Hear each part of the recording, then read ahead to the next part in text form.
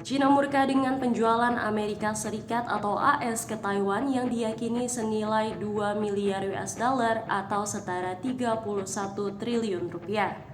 Ancaman pun langsung ditebar. China menjanjikan bakal melakukan langkah yang diperlukan untuk menegaskan kedaulatan mereka atas Taiwan. Pada Jumat 25 Oktober 2024, Departemen Luar Negeri Amerika Serikat telah menyetujui paket penjualan senjata senilai 2 miliar US dollar ke Taiwan. Termasuk dalam paket tersebut adalah sistem rudal daratan ke udara terbaru dan radar. Paket penjualan tersebut merupakan bagian dari upaya menghadapi kekuatan militer China yang terus meningkat di Asia Pasifik. Penjualan tersebut saat ini tengah menunggu persetujuan dari Kongres, dan jika sudah akan dikirim dari pasokan Angkatan Udara Amerika Serikat. Dikutip dari Al Jazeera, Minggu 27 Oktober 2024, Kementerian Pertahanan Taiwan pada Sabtu 26 Oktober 2024 mengungkapkan rasa terima kasihnya atas penjualan senjata itu.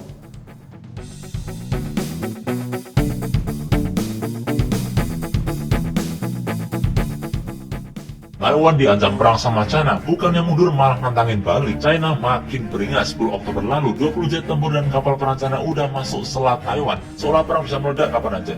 Dunia udah gemetar, tapi Taiwan tetap santai. Ternyata Taiwan punya 3 kartu as yang selama ini mereka sembunyiin. Pertama, aliansi internasional super.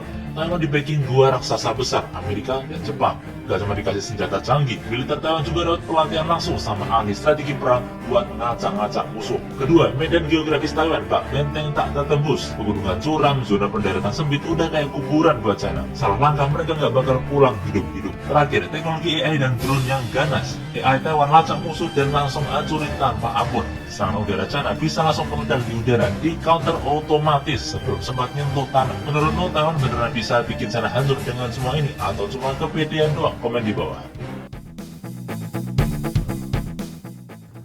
Kementerian Luar Negeri Cina pun membalas lewat pernyataan Sabtu 26 Oktober 2024. Mereka menegaskan paket persenjataan terbaru secara serius melanggar kedaulatan dan kepentingan keamanan Cina. Secara serius pula merusak hubungan Cina dengan Amerika Serikat dan membahayakan perdamaian dan stabilitas di Selat Taiwan.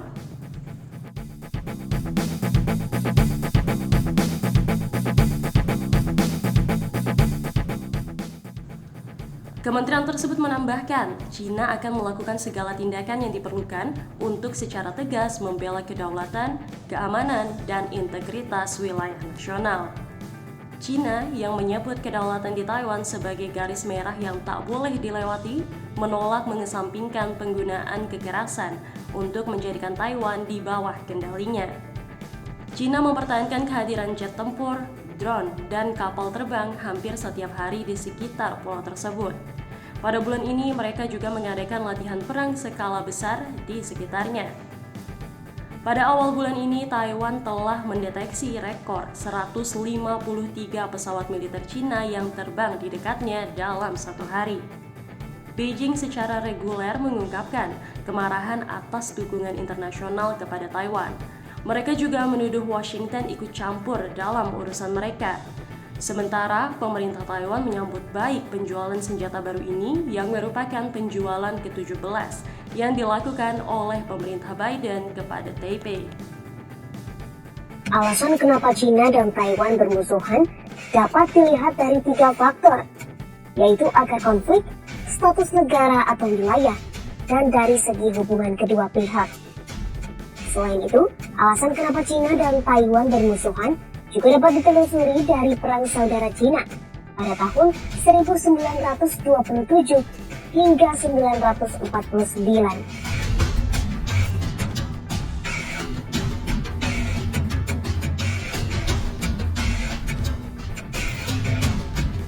Setelah Perang Dunia II, Jepang yang sempat memerintah di Taiwan menyerah dan melepaskan kendali atas wilayah yang telah diambilnya dari Cina sebelumnya.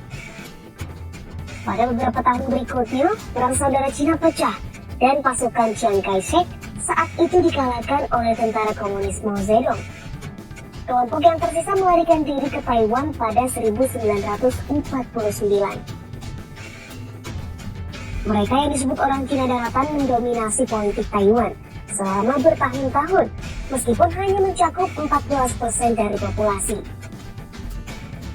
Setelah 25 tahun, Chiang Kai-shek memerintah, putranya Chiang Ching-kong berkuasa dengan mengizinkan lebih banyak demokratisasi. Kemudian Presiden Lee Teng-hui memimpin perubahan konstitusi dan membuka pemilihan presiden dan KMT pertama pada tahun 2000. Namun, China sendiri tak menyukai Lee Teng-hui karena ia sering mendeklarasi Taiwan sebagai negara merdeka.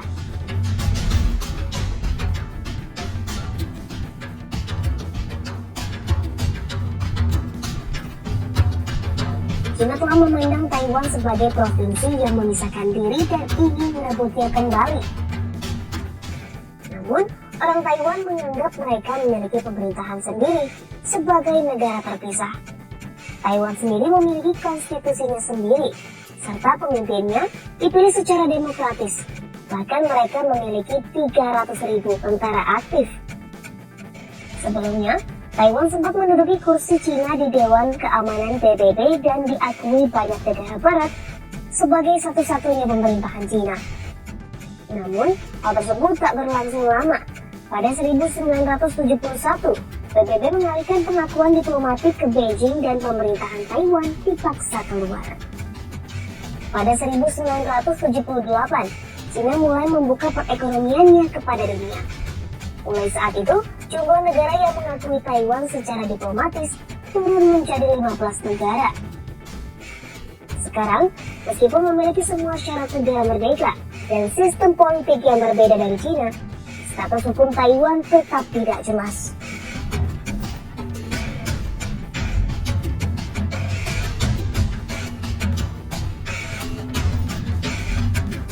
Pada 1980-an, hubungan kedua negara mulai membaik saat Taiwan melonggarkan aturan tentang kunjungan dan investasi di Cina. Bahkan, pada 1991, Taiwan menyatakan perang dengan Cina telah berakhir. Cina pernah mengusulkan opsi satu negara dua sistem. Hal ini akan memungkinkan otonomi signifikan bagi Taiwan jika setuju berada di bawah kendali Beijing. Namun, Taiwan menolak tawaran itu dan Cina bersikeras bahwa pemerintah ROC Taiwan tidak sah.